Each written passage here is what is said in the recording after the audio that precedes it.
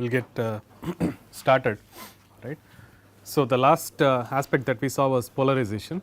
Today we are going to just see how to start incorporating the effect of conduction current density, specifically conductivity and the presence of free charges in the medium. The assumption thus far has been that we have medium free from the charges, all right, and now we are going to incorporate that part. The analogous part in transmission line is introducing resistance and conductance in the equivalent circuit for the transmission line section. However, the details are slightly different because here we have both conduction and displacement current densities. So, the interpretations and the number of cases are slightly different, but the analogy is exactly the same as what we saw in transmission lines. Okay. So, in order to start with this, okay, I am going to rewrite the two curl equations for now. Okay. I am going to start with del cross E, and in the prior sessions we have written them in time domain. Okay.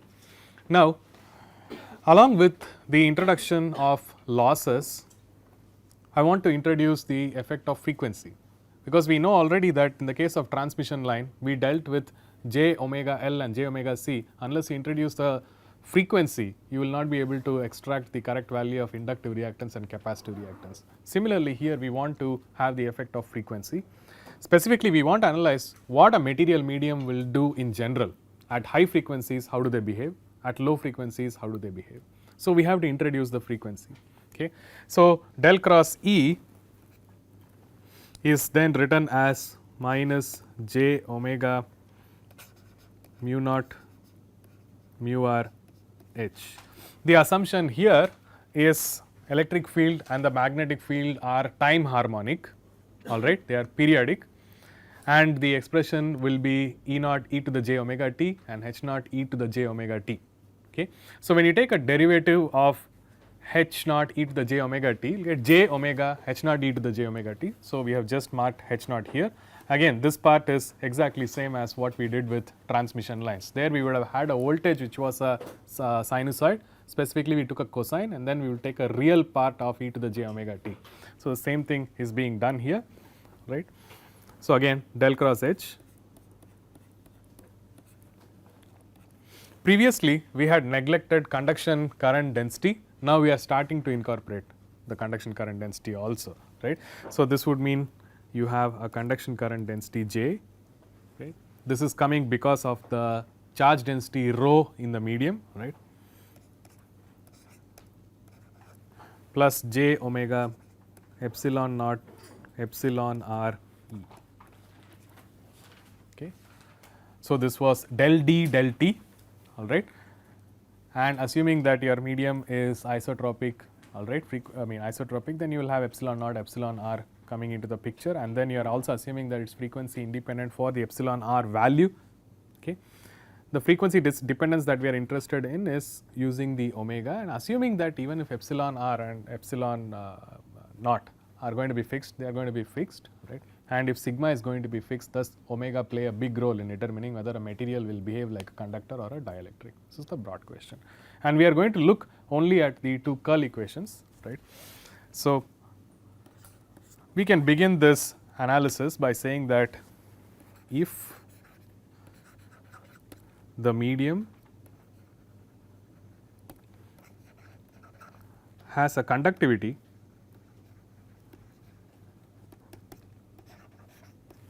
right, and we represent conductivity with sigma, okay, we can write down Ohm's law for the conduction current density. Can say that the conduction current density, which is in amperes per meter, right, is going to be sigma times E.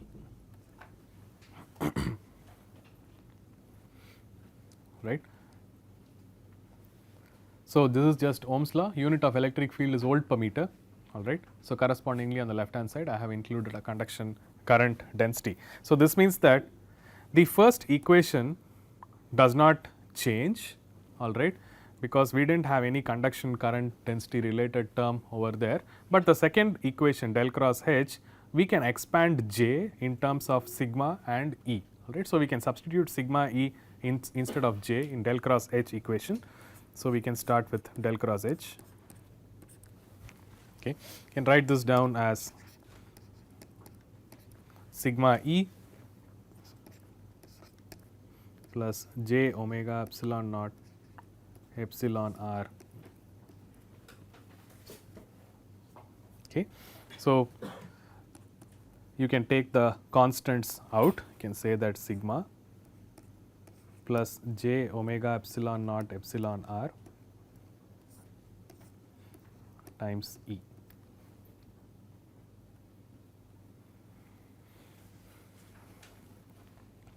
Okay. Can go one step further and we can try to rearrange the terms inside the bracket, all right, and try to see if we can divide this into some real part, imaginary part, etc. All right. Already we have a sigma term which is not dependent on the frequency is what it looks like, and then we have a j omega epsilon naught epsilon r term. Suppose we rearrange, all right, and we do some distribution of terms, then can we make a different physical interpretation, right.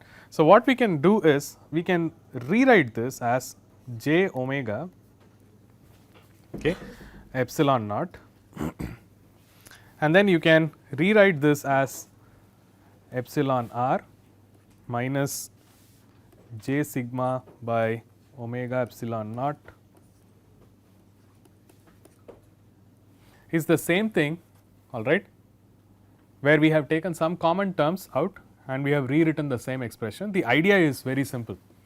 If you look at the original del cross H equation, we had j omega epsilon naught epsilon r e and you added a j. Suppose I rewrite this down as j omega epsilon naught some new quantity times E, it will resemble the original equation that we wrote for vacuum also, right. It will resemble, but the interpretation is going to be different. So, what we are trying to say here is the term in the bracket, right, we can create a new constant or we can create a new variable name, right, and call this as epsilon r c. C means complex, all right. So, previously we had j omega epsilon naught epsilon r e.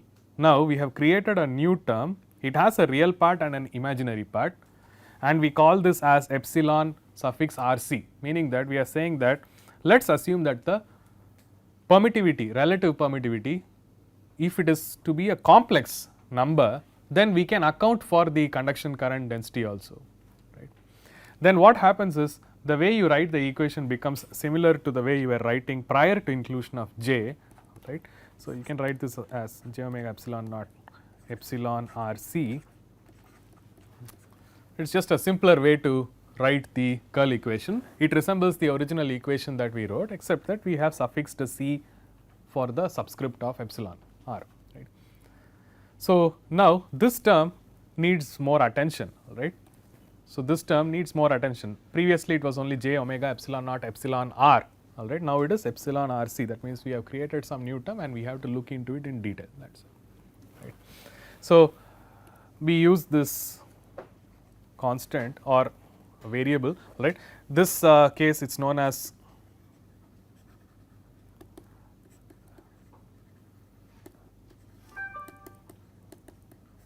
relative permittivity of a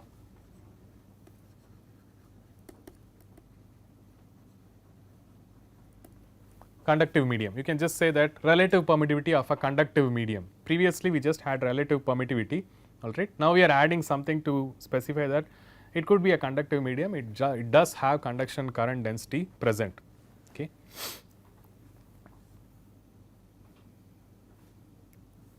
Once again,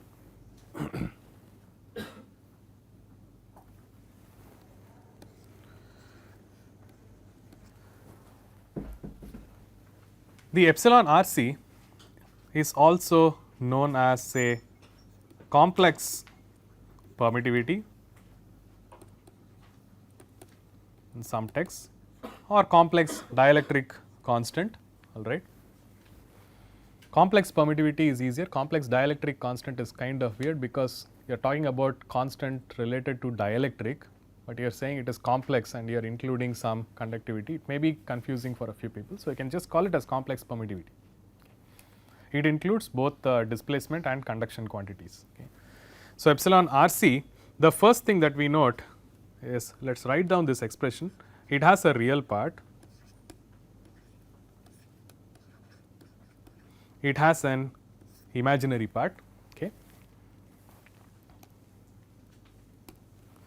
One of the things that we notice here is even if you assume epsilon suffix r to be fixed, okay, all right, even if you assume epsilon suffix r to be fixed, that is the real part is fixed, even if you start with some number say 1, and if you start with non-zero sigma and keep it fixed, you can say it is also equal to 1, all right. Epsilon naught is a constant, so 8.854 times 10 to the negative 12, right. But depending on the frequency, epsilon RC can change, right. The first thing that we notice here is even if you keep the relative permittivity, conduction and your relative absolute permittivity of the vacuum to be fixed, depending upon the frequency your complex permittivity can change, all right.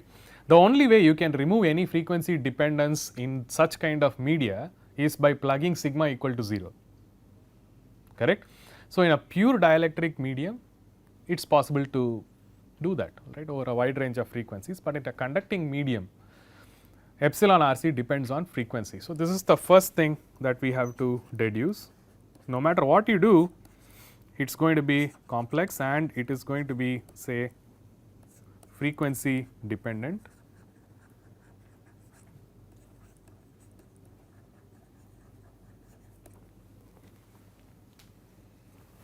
Okay. One also can say that the term J that we have used equal to sigma E, all right, is a characteristic of a conductor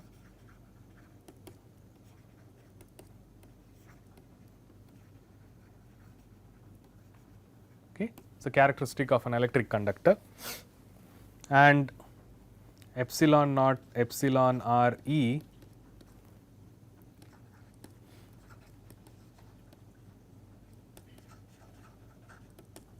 is a characteristic of a dielectric. Okay.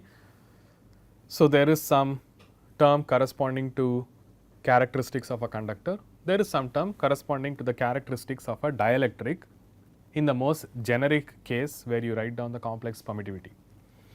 Okay. Now, then the question is the material, I am sorry, usually I turn it off.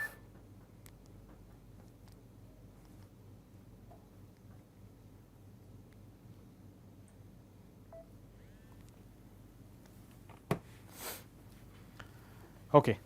So, then the question becomes, could we take the ratio of one quantity to another to determine whether the material is behaving more like a conductor or a dielectric, right. So, we can say that conduction current density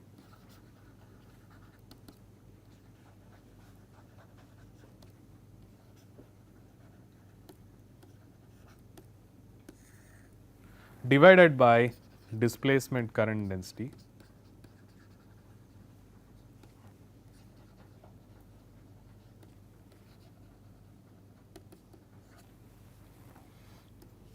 suppose it is much greater than 1. Okay. Suppose the conduction current density divided by the displacement current density is much greater than 1, or equivalently sigma divided by omega epsilon naught epsilon r is much greater than 1, we call such materials as good conductors. Okay.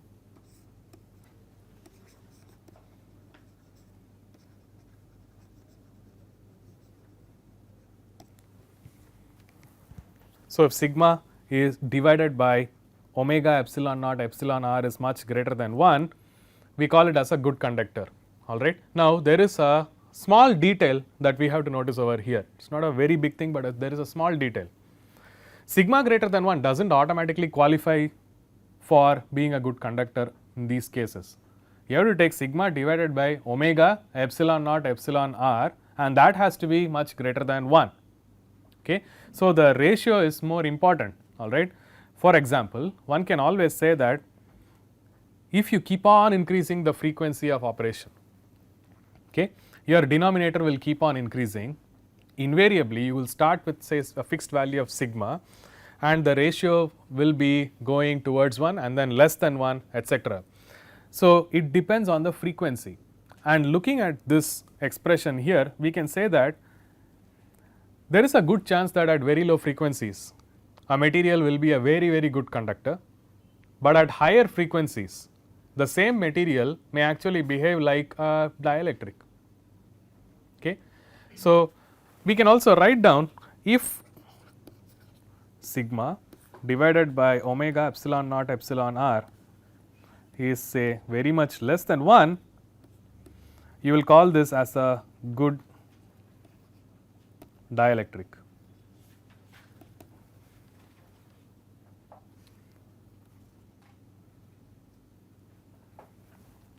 Okay. So, the ratio is very much greater than 1, it is a conductor, the ratio is very much less than 1, you can call it a dielectric. So, it means that if you start with fixed values of sigma, fixed value of epsilon r, and as you change the frequency, it is inevitable that at low frequencies you will observe that the material seems to be having large amount of conduction current, alright, compared to the displacement current density, but at very high frequencies the material will be more or less dielectric. This is the way it is, alright. Now, we notice that the ratio goes between very much greater than 1 to very much less than 1, which means that as you increase the frequency, the material has to pass through a frequency where both these quantities are nearly equal, because you cannot go from one to the other without passing through that equality. Okay. So, then you can have a case where sigma divided by omega epsilon naught epsilon r, say in the order of 1, right. Okay. So, there will exist a frequency for a material where you cannot figure out whether it is a dielectric or whether it is a conductor. Okay. So, these materials you can just say as it is neither good dielectric nor good conductor.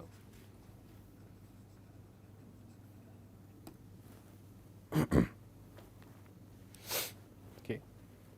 So, this means that if sigma is approximately equal to omega epsilon naught epsilon r, you can expect that material to be neither a good dielectric nor a good conductor. In other words, you cannot say absolutely if the material is a dielectric or a conductor. This is true for any material, alright. And this happens at specific frequencies for specific materials. For example, if you take copper, it may have a value of sigma, alright, assuming that sigma does not change with frequency at all, and assuming that epsilon r of copper is 1 for all frequencies. You can calculate at what frequency omega sigma will become equal to omega epsilon naught epsilon r. There will exist a frequency where both these components are equal, and after that copper will start behaving more like a dielectric. Okay. So, the trend here is at low frequencies many materials could be very good conductors. At high frequencies the same materials could exhibit dielectric like behaviors. Okay. Now, this is an important aspect because we use metals for interconnects on boards. Okay. Suppose you start increasing the frequency of operation of these chips, and suppose you start increasing the frequency of operation of your entire system, alright. You need to be aware that the best conductors will not behave like the best conductors anymore. Okay. So, it is a very important aspect while designing high frequency circuits or high frequency communication systems, etc. Right. Just to give you an example, all right.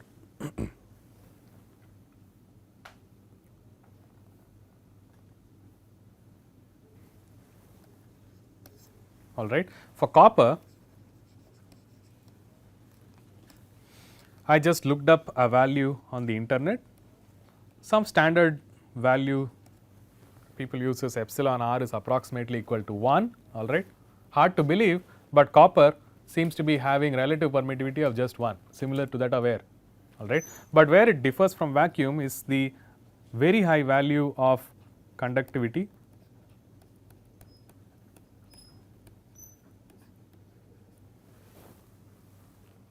Okay. So, I have written the distributed parameter 5.6 times 10 to the power 7 Siemens per meter. Okay. It is a very high value compared to epsilon r, right. So, we can say sigma divided by omega epsilon naught epsilon r is equal to 1, omega will be equal to sigma divided by epsilon naught epsilon r, all right. So, we can say that the omega at which this transition happens, right, you can divide it by 2 pi and you will get the frequency in hertz, right. So, that frequency is known as transition frequency.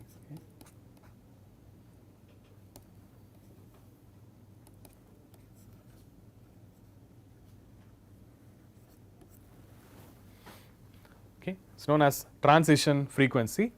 In this case, just taking these values, all right, it appears that the frequency in this case where I have taken these particular values is 10 to the power 18 hertz. Okay. Seems abnormally high. That is simply because I have taken some values which I have assumed do not change with frequency also. Okay.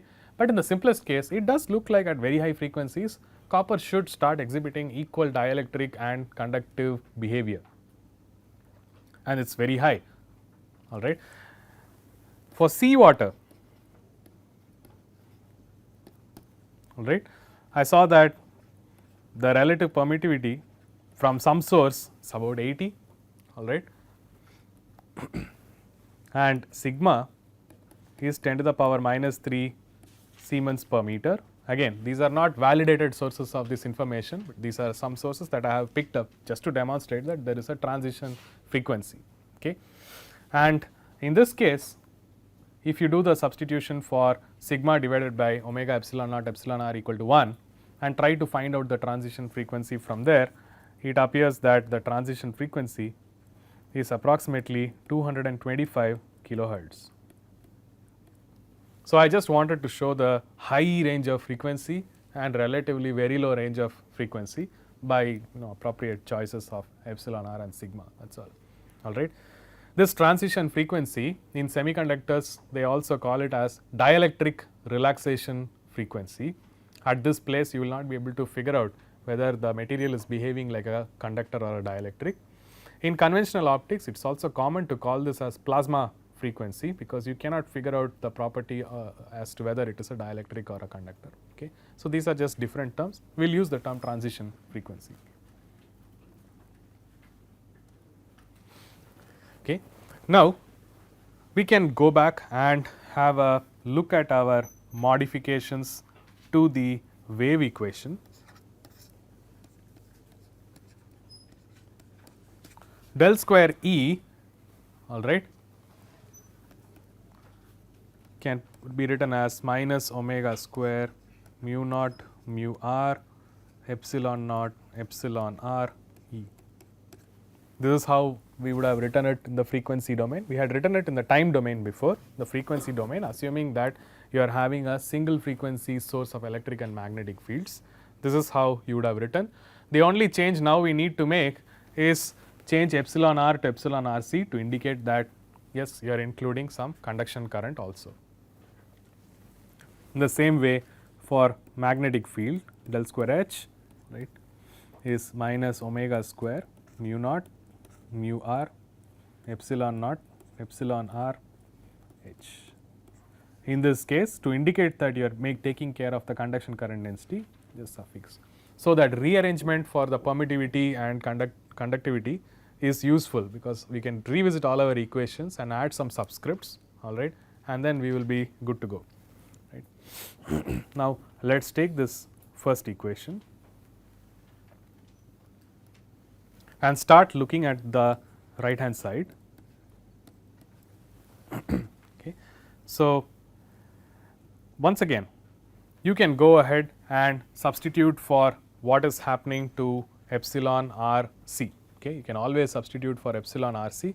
So, there can be a rearrangement possible on the right hand side. So, I will just rearrange the right hand side, right, j omega mu naught mu r times sigma plus j omega epsilon naught epsilon r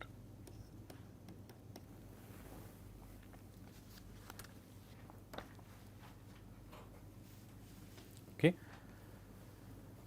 is just to say that you can always separate terms, you can always rearrange it, right. You can take some common terms out, but this I believe is hard to remember for the students. It is easier to just remember this, right. So, if you remember this, and later on if you want to substitute for epsilon RC, you could always do this and rearrange, it is not a problem. Okay.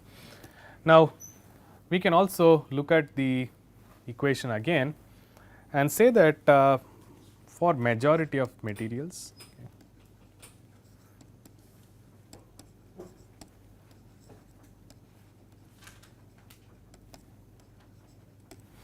for majority of the materials, it is safe to assume that the materials do not have any relative permeability greater than air. Many of the materials are non-magnetic, all right. So, majority of the materials, it is safe to assume that mu r is equal to 1. Of course, when you are doing serious research, you can plug in the exact values and proceed, but it is not incorrect to assume that for a lot of the materials that you will encounter, mu r is actually equal to 1. That just removes one more term from the right hand side of the wave equation, right. So, which means that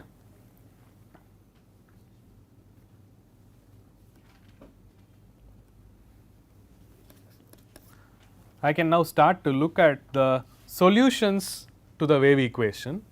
We already know that there will be a forward and a backward wave, etc. We already know that there will be a propagation constant. Previously, we had only phase constant. Now, because you have included the conductivity part, there will be a propagation constant, and we already know from transmission lines that the propagation constant will have a real and an imaginary part. Real part will correspond to attenuation, imaginary part will correspond to the phase constant. Okay. So, we are going to do the exact same thing as we did in the case of transmission lines. Okay. So, in this case, there are some details that we will add, because in the past we have come across these details. We have to be specific to say that for a plane wave, okay, traveling in the z direction. So, now we are becoming more specific in the way we talk about the plane wave. We are saying that it is traveling in the z direction, and we also know from the prior class that we have to talk about polarization, all right. So, we say that x polarized. So, in the beginning or in the prior classes, we have seen that majority of the time we took Ex and then we took Hy, and then the propagation direction was Z. So, we are specifying that using a verbal statement saying that it is traveling in the Z direction and it is X polarized. Okay. So, the wave equation can then be written as dou square Ex by dou Z square. The left hand side of the wave equation, all right, dou square Ex by dou Z square is equal to minus omega square mu naught. I am assuming mu r to be equal to 1. Okay. So, I will just write down as epsilon naught epsilon RC Ex.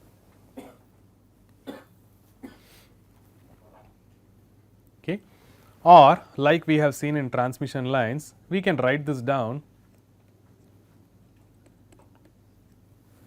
to be some gamma square Ex. Okay.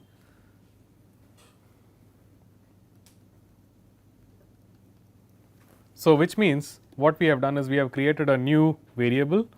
Gamma is going to be square root of minus omega square mu naught epsilon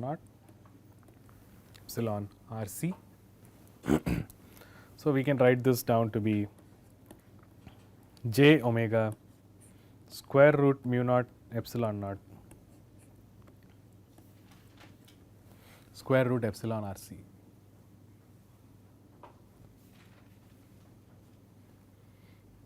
Okay. Again, I have taken the positive square root j. Okay. So, j omega square root mu naught epsilon naught square root epsilon RC. This will be your propagation constant in the case of plane wave in a medium having conduction current. Okay.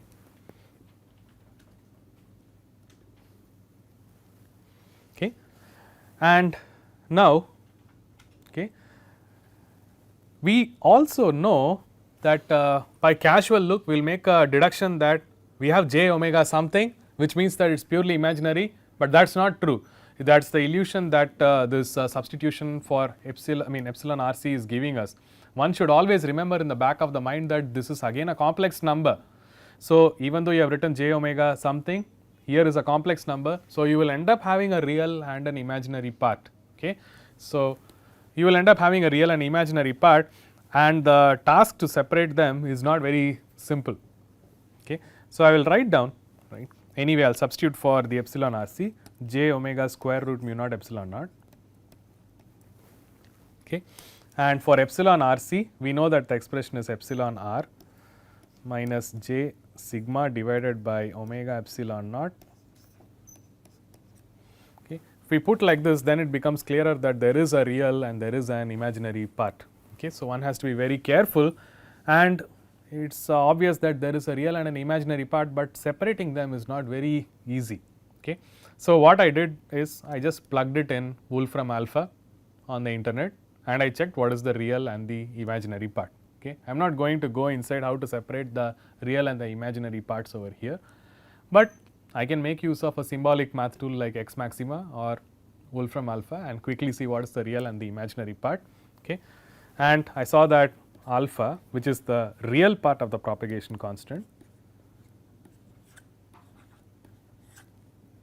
in this case turns out to be omega square root mu naught epsilon naught times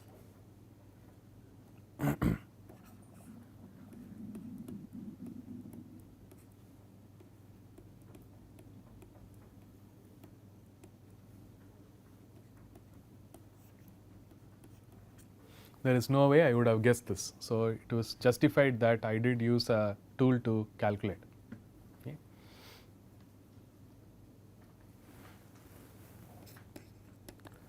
Beta is imaginary part of gamma. I am writing down these expressions just for the sake of completeness. I do not believe that you have to remember these for your exams and quizzes. If we come to a stage where you need to make formula sheets, etc., you definitely could do that, all right. But even better will be for me to ask questions that do not involve this kind of expansions. So, we will see to it that that happens.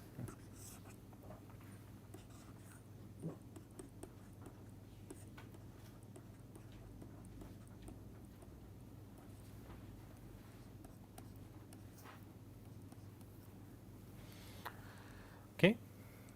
So, alpha is the real part of gamma, it is the attenuation constant, beta is the imaginary part of gamma, which is the phase constant, all right, and they are very complicated expressions for us to make any direct evaluation, all right. The only thing that one can say is alpha and beta depend on frequency, all right. And I can say that there is omega multiplied by something, and then I have square root of 1 plus sigma square divided by omega square coming over there in the denominator, etc. Generally, I can notice that since there is an omega term coming over here, I can make a general remark saying that as omega increases, alpha could increase, as omega increases, beta could increase. These are the only things that broadly you can make out from here, but the prior argument was much easier to follow than this one. Okay. So, there is only one more term that people often use, okay, which is known as loss tangent.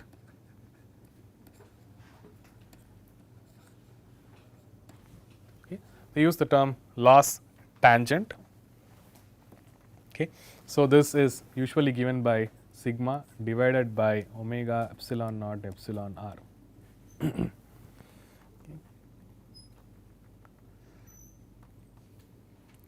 Okay.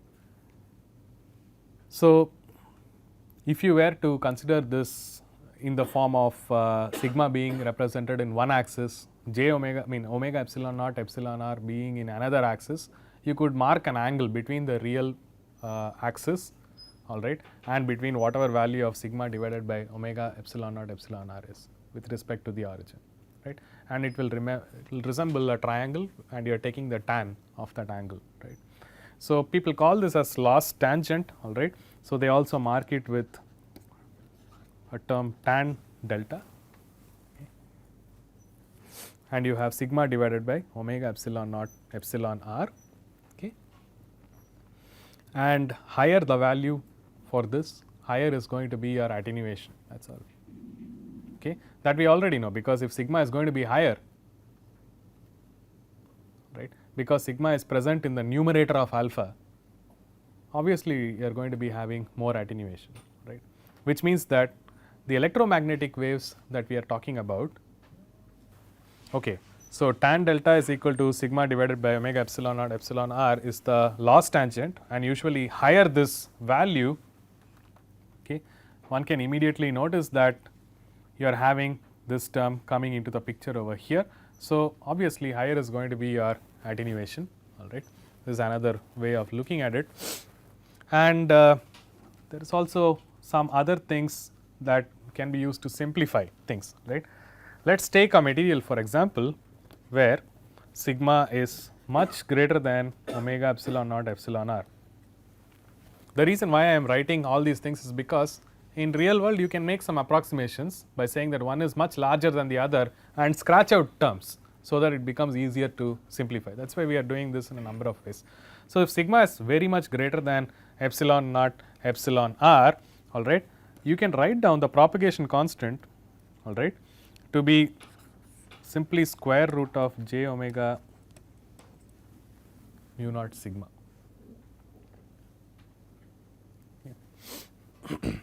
You can write down the propagation constant to look like square root of j omega mu naught sigma. Okay. Once again, this will have a real and an imaginary part, okay, and square root of j is usually confusing for some students, right. So, if you want to write down square root of j, the best way to do this is to make use of Euler's theorem, all right. Write it as, e to the j pi by 2, take a square root of that, right, and then you write this down as this is just e to the j pi by 4, right, and you can say that this will be some cos pi by 4 plus j sin pi by 4, that's the only thing, right. One of the advantages of doing this is this gives you a neat 1 plus okay, it is 1 by root 2 times j times 1 by root 2. Okay. The advantage is, if you look at the remaining terms, omega is going to be a real value, mu naught is a real value, sigma is a real value, all right. The only thing that is messing with this real and imaginary parts of this entire expression is this j within the square root. Suppose you write it down in this form, you get a clear real part and a clear imaginary part. So, that becomes easy. So, if you remove square root of j outside, okay, you can write this down as gamma is equal to square root of omega mu naught sigma times 1 plus j the whole thing divided by root 2. So, then it becomes easy to separate what is alpha and beta. Okay. So, in this case one can notice that it is very easy to separate alpha and beta. You will have a j term, all right, and you will have a non-j term, that is all. The other observation that we make over here is when sigma is very much greater than omega epsilon naught epsilon r, it is rather a peculiar case where alpha is equal to beta and it is just square root of omega mu naught sigma divided by 2.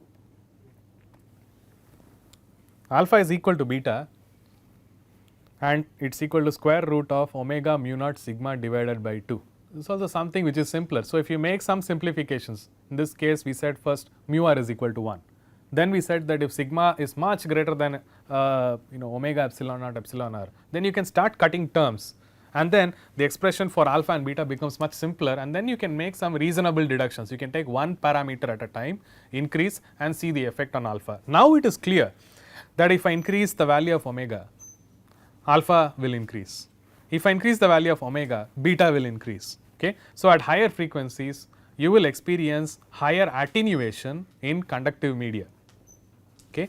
At higher frequencies the phase constant is also higher, that means the wave will go from 0 to 2 pi much faster than what it did in vacuum. Okay. So, these things become clearer if you start making some assumptions, scratch out terms and then looking at a simpler expression. Okay. So, in general one can write down that for non-magnetic media where conduction current density is much higher than displacement current density, or the material is almost a good conductor. Okay. Omega, if it is high, it will have high attenuation and it will have high phase constant. The other way to write this down is if the conductivity is very high, which is the case with these structures, I mean with these materials, right. Sigma is very high compared to epsilon naught, epsilon r in this case. You can also write down that your alpha will be high, beta will be high. These are probably easier to remember than the large expression that you had for alpha and beta. Okay. Okay. So, I hope that now you have some general idea about behavior of materials itself. It is safe to assume that any material at low frequencies will be a good conductor and the same material at very high frequencies will be close to a good dielectric. Okay. So, this is the natural trend. At low frequencies whatever conducts at very high frequencies it will become dielectric. Right.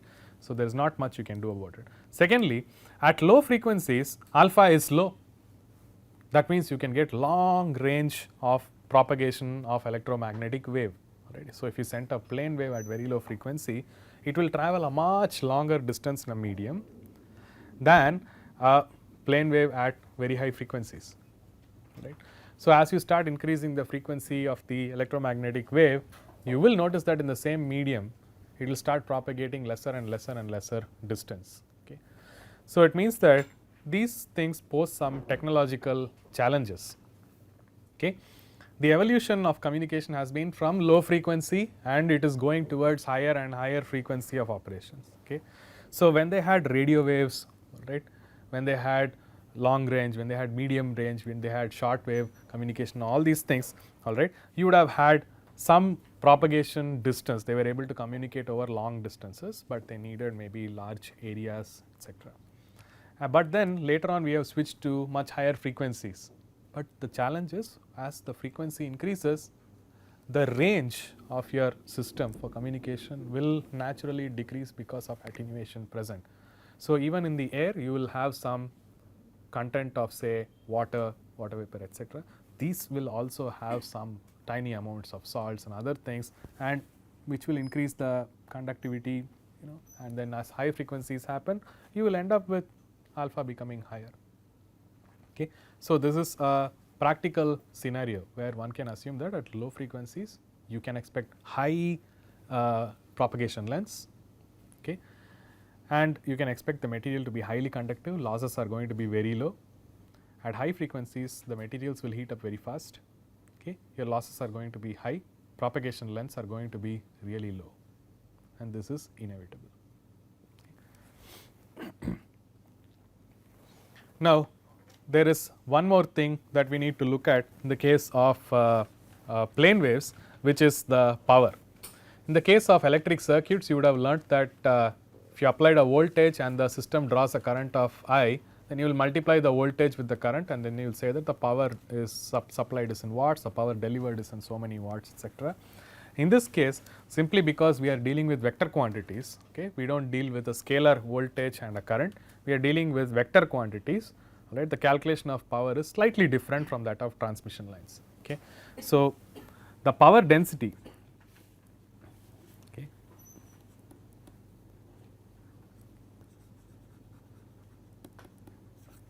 okay, is defined as E cross H. Okay. Remember that the power density is a vector, all right. It is a vector, it does have direction, it tells you where is the source, where is the sink. Okay. So, it is a vector, okay, and it is given as a cross product between your electric and magnetic fields. So, the unit for the electric field again is volt per meter, magnetic field is ampere per meter. So, you will have volt ampere per square meter, alright. If you assume that there is no phase difference between your electric and magnetic fields, alright, instead of writing down volt ampere you could use watts and say that it is watts per meter square. Okay. So, dimensionally it is fine, and it means that if your electromagnetic wave is arriving at a particular medium, you will have to take the size of the beam that is hitting the medium, calculate the power density and integrate it over the entire area, because you are having only watts per square meter. To get watts, you will have to integrate this power density over the area in which your beam is hitting, then only you will be able to get the net power, alright, that is crossing a surface. Okay. So, the net outward power, alright, which is P, sometimes it can become confusing. So, I will just use W. It is going to be your surface integral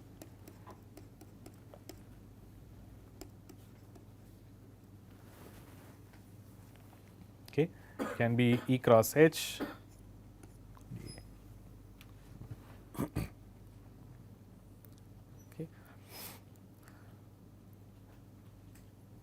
Alright, it is slightly different from how you will calculate in electric circuits or even in transmission lines, because you did not have vector quantities. Okay. So, it is E cross H, which also resembles what we had seen earlier classes for the discussion of the polarization.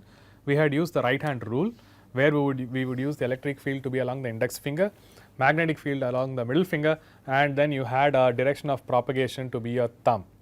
E cross H just represents the thumb, alright. So, the power is going from this side to the other side, which is along the direction of propagation, alright. So, it is safe to assume that the source is somewhere here and the sink is somewhere on this side. Okay. So, you can use the same rule, alright, to figure out where the power is actually going, and there are some more details that we will have to slowly uncover. For example, we have to start looking at how the power depends on space, how the power depends on time, okay, because we are having time harmonic electric field, time harmonic magnetic field. It is quite possible that there is a phase difference between electric and magnetic field. There is no phase difference between electric magnetic fields, alright, and instantaneous power versus average power. Just like in electric circuits, you would have had instantaneous power and average power, you would have had real power, reactive power and apparent power, all those things. So, similarly, we will have to see what we can figure out from here, right. So, that will be the goal for the future lecture, right. So, I will stop here.